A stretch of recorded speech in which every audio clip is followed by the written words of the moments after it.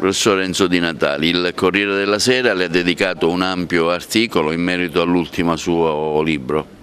Il libro è il seguente: non tutti ci sono, non tutti lo sono, e ricorda questo libro, questo romanzo verità, la dolorosa vicenda dei 410 ricoverati dell'ospedale psichiatrico di Agrigento, persone che erano in uno stato di abbandono, di degrado.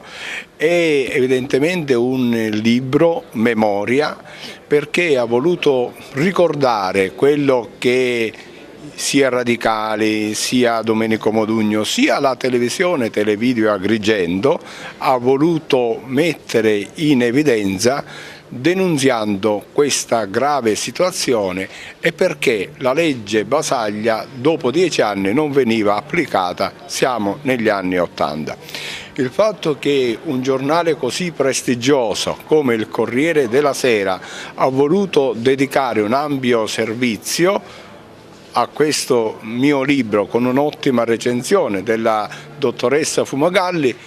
mi riempie di gioia, ovviamente, ma penso non tanto un riconoscimento alla persona, ma un riconoscimento a tutte le persone che si sono dedicate per una questione morale, sociale, reale, e questo va a merito, come dicevo, iniziando a Televideo Agrigento, che allora insieme al carissimo Gerlando Butera siamo andati all'interno dell'ospedale psichiatrico a fare un ottimo servizio.